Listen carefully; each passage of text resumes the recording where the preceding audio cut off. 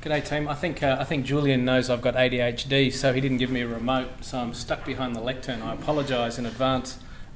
So I'm just going to sit here and push buttons and we'll see how we go. I must admit though, when I was given the topic to talk about the registry and the register, I thought maybe I was presenting to a group of Insomniacs Anonymous, because I couldn't think of a more dry topic to present at a lunchtime presentation on security. However, it is a really important one, so I'm here to try and do it as good as I can, which reminds me of Larry Fatensky, and I'm not sure if you know Larry, but he was Elizabeth Taylor's eighth husband, and he basically said before the wedding night that he knew what he had to do, but he didn't know how he was going to make it interesting. So on that note, let me proceed. Alrighty, so the purpose of the registry. Well, as was touched on in the last presentation, it's really to support the development of professionalism of practitioners and to enhance their professional status. So it works both ways. As part of that, we obviously need to establish competencies, ethical standards, and really enhance the capacity of those security professionals to meet their primary duty to the community. Registration is certainly not compulsory, so that's probably something worth putting up front. But we think over time that it will be a good thing to have as part of confirming that you are a demonstrated professional, and also you will see over time, I think, that procurement decisions will start to be based on the fact of whether you are recognised by your peers. So the key elements that constitute a profession, and this is really important, I think, because this is what differentiates a registered professional from somebody who holds a security licence. I'm not saying that somebody who holds a security licence can't be a professional, but these are the points that make them different. Firstly, you have to adhere to a codified ethical standard. Secondly, and probably in complement with those who hold a security licence, you have to have specialised knowledge and skills, albeit our aim is to try and productise that, and so that we know what the heck that means. Obviously, it's about being socially acknowledged and accepted by your peers in the community, very much about self-regulation and about codifying and maintaining our own code of conduct on our individuals who are registered.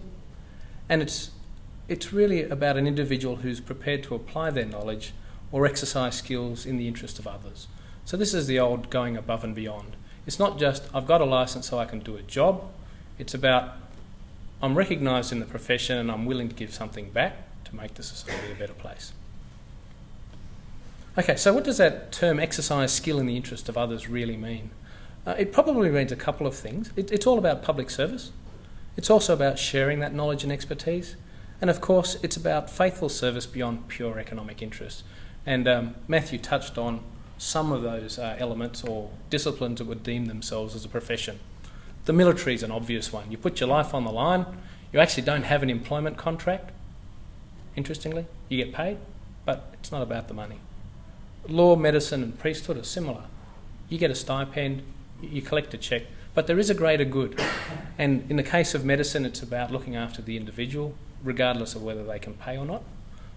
In the case of law, it's holding the laws of the country sound and valid and forgetting there are individuals involved. It's about the law and how it's applied.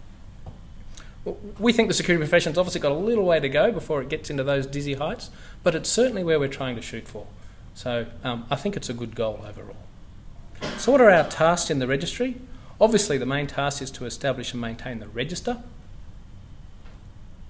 It's also to endorse or adopt any registration systems that protect the community of interest, and the case with the adverse publicity where you can go and buy a licence in another jurisdiction and things like that. That's what we're going to try and resolve over time. It obviously requires close coordination with states and territories and government, but we need to get beyond that economic benefit and self-interest.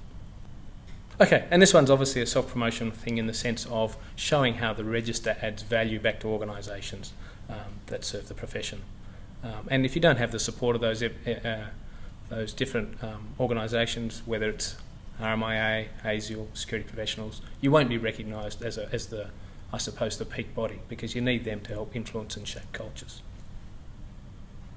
And of course, it's about having open and transparent systems so that everybody knows why or why not they've passed, and if not, what they do about it.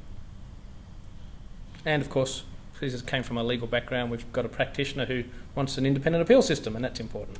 Okay, so Down to the nuts and bolts, there's 2 levels of registration. The first one is the registered security professional, and this is the higher level of the 2. And the second one is an enrolled security practitioner. And this is for those who meet some of the criteria but potentially not all, so it's a developmental one.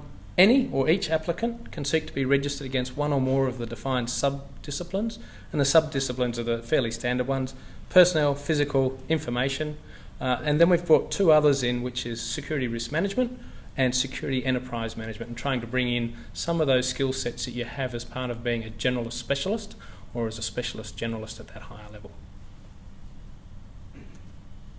So the application process, ostensibly you can go and apply online, and I'll show you the website in a tick, but the application's received, it's verified by the Secretariat in the first instance. Then it heads off to the peer review teams, and this is a really important part where your peers actually assess your competency against each of the nominated sub-disciplines. So it's actually experts reviewing experts. That's a good thing. The Secretariat and the peer review teams then make a recommendation, and that heads up to the Registry Executive Officer.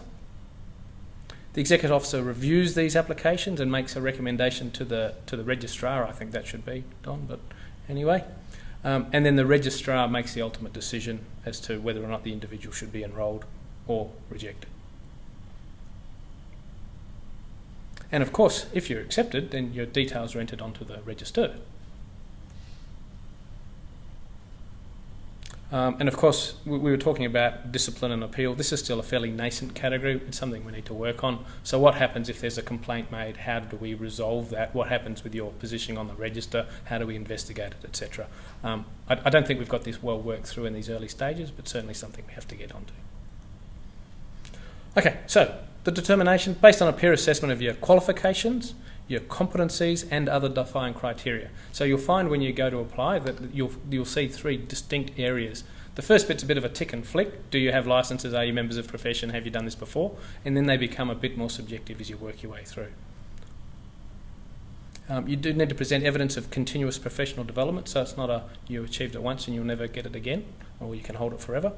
And registration is for an initial period of 3 years. So it's very much about being certified and practising at the same time, I suppose. And there's the website team. Still a work in progress. All the links work this time. And it's certainly, we'd certainly welcome comments and feedback on anything that you like about the process. We've updated the PDF from anyone who looked at it at the Security and Government Conference so that there's a bit more explanation about what's expected in the fields when you do apply to register, and what kind of items would meet the different criteria and evidence. That's it from me, team.